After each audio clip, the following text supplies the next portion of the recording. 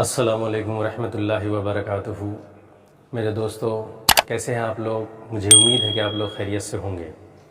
آج میری گفتگو کا عنوان ہے خشیت الہی یعنی خوف الہی۔ یہ خوف کیا ہوتا ہے؟ یہ ڈر کیا ہوتا ہے کہ ایک بندہ جب اپنے رب سے پوری طرح سے ڈرنے لگتا ہے اور ڈر کر ہر ایک گناہ کو چھوڑ دیتا ہے تو پھر اس کے بعد اللہ تبارک تعالیٰ اس پر انعام و اکرام فرماتا ہے۔ جیسا کہ فقیہ ابو اللیث رحمۃ اللہ علیہ فرماتے ہیں کہ 7ویں آسمان پر اللہ تعالیٰ کے ایسے فرشتے ہیں کہ اللہ تعالیٰ نے جب سے اسے پیدا کیا ہے برابر سجدے میں ہیں اور اللہ تعالیٰ کے عذاب سے انتہائی خوفزدہ ہیں، اور قیامت کے دن جب وہ سجدے سے سر اٹھائیں گے تو یہ کہیں گے کہ سبحانک ما عبدناک حق عبادتی، اے اللہ تو پاک ہے، ہم تیری کما حق عبادت نہیں کر پائے۔ اور اللہ تعالیٰ کا ارشاد ہے یخافون ربہم من فوقہم ویفعلون ما یؤمرون، اور وہ فرشتے اپنے رب سے ڈرتے ہیں اور جس چیز کا انہیں حکم دیا جاتا ہے وہی کرتے ہیں، اور ایک لمحہ بھی اللہ تعالیٰ کی نافرمانی میں اپنا دن، اپنی ہر ایک چیز کو نہیں گزارتے ہیں۔ یہ فرشتے ہیں جو ہر وقت اللہ کی عبادتوں میں مشغول رہتے ہیں، اور نبی پاک صلی اللہ علیہ وسلم کا فرمان عالی شان ہے۔ اللہ کے رسول صلی اللہ علیہ وسلم فرماتے ہیں قال رسول اللہ صلی اللہ علیہ وآلہ وسلم اذا اقشعر جسد العبد من خشیۃ اللہ تعالی تحانت عنہ ذنوبہ کما یتحانت عن الشجرۃ ورقها، کہ جب کوئی بندہ اللہ کے خوف سے کانپتا ہے تو اس کے بدن سے اس کے گناہ ایسے جھڑ جاتے ہیں، ایسے جھڑ جاتے ہیں جیسے درخت کو ہلانے سے پتا جھڑ جاتا ہے۔ یہ خوف ہوتا ہے، یہ کانپنے کی چیز ہوتی ہے، یہ کانپنے کی بات ہوتی ہے کہ جب بندہ کانپتا ہے اپنے رب سے تو اس کے بدن سے سارے گناہ جھڑنے لگتے ہیں۔ یہ نبی پاک صلی اللہ علیہ وسلم کا فرمان ہے۔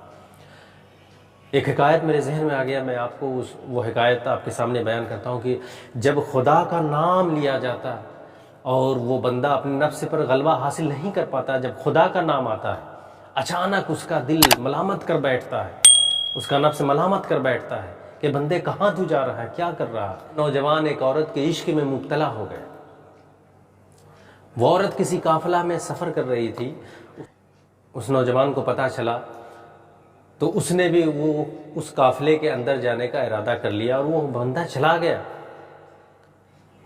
جب وہ قافلہ کچھ دور پہنچا اور رات ہو گئی تو اس نے ایک پڑاؤ ڈال لیا۔ پڑاؤ ڈالنے کے بعد جب سارے کے سارے لوگ سو گئے تو وہ نوجوان چپکے سے اس عورت کے پاس آتا ہے اور آنے کے بعد اس عورت کو جگاتا ہے، اور جگانے کے بعد کہتا ہے کہ سنو، میں تجھ سے بے انتہا محبت کرتا ہوں، تیرے عشق میں اتنا گرفتار ہوں کہ میں تیرے عشق اور محبت کی وجہ سے مجھے قافلے میں آنے کا کوئی کام نہیں تھا، لیکن تیرے عشق اور محبت کی وجہ سے میں اس قافلے کو جوائن کیا، اس قافلے میں آیا۔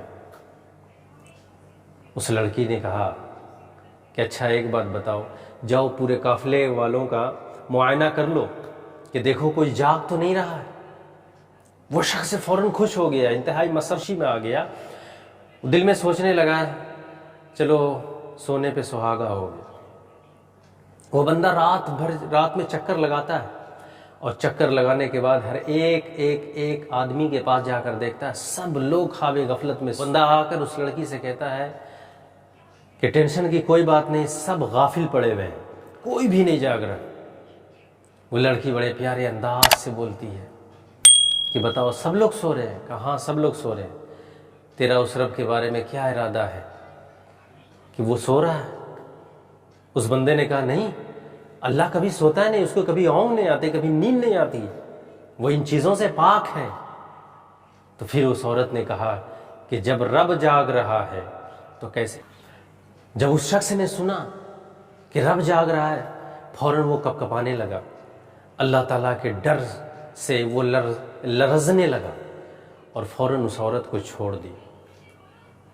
جب وہ بندہ مرنے کے بعد کچھ دن کے بعد کچھ لوگوں نے خواب میں اس بندے کو دیکھا، اس سے پوچھا کہ بتا اللہ نے تیرے ساتھ کیسا سلوک کیا؟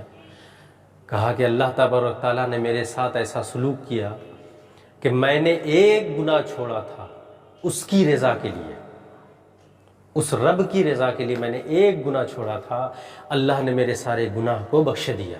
سبحان اللہ سبحان اللہ۔ ایک اور واقعہ، حضرت عمر فاروق رضی اللہ تعالیٰ عنہ اور خشیت الہی۔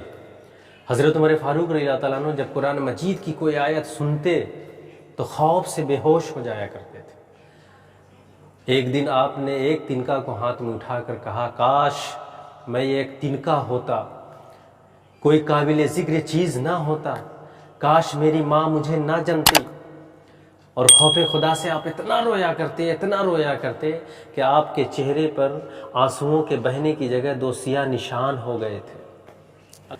اللہ کے رسول صلی اللہ علیہ وسلم ارشاد فرماتے ہیں کہ لا یلج النار من بکا من خشیت اللہ حتی یعود اللبن فی الفرع، کہ جو شخص خوف خدا سے روتا ہے وہ جہنم میں ہرگز داخل نہیں ہوگا، ہرگز نہیں۔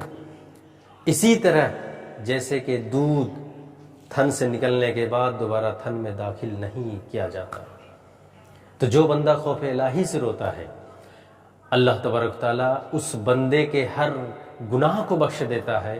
ایک بار پیارے رو کر تو دیکھ۔ بہرکیف تو ہر ایک انسان کو اپنے رب سے خوف رکھنا چاہیے، اس لیے کہ جب رب کا خوف نہیں تو انسان بے دھڑک ہو جاتا ہے۔ اللہ تبارک تعالیٰ نے ارشاد فرمایا، یا ایھا الانسان ما غرک بربک الکریم، اے انسان تیرے رب کریم سے کس چیز نے دھوکے میں رکھا ہے؟ کیا انسان آزاد ہے؟ بالکل انسان آزاد نہیں ہے۔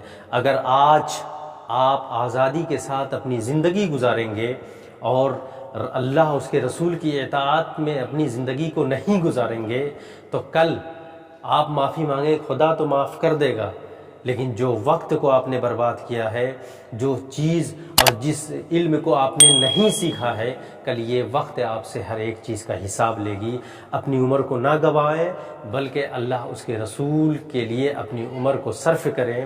جو خدا کہتا ہے اس کو مانیں، جو اللہ کے رسول کہتے ہیں اس کو مانیں، اور آپ آئیں اپنے رب کی بارگاہ میں آئیں اور پوری زندگی میں جو بھی گناہ ہوئے ہیں سارے گناہوں سے توبہ کر کے اور گڑ گڑا کر روئیں اپنے رب کی بارگاہ میں، انشاءاللہ وہ رب تیرے سارے گناہ کو بخش دے گا۔ السلام علیکم ورحمۃ اللہ وبرکاتہ۔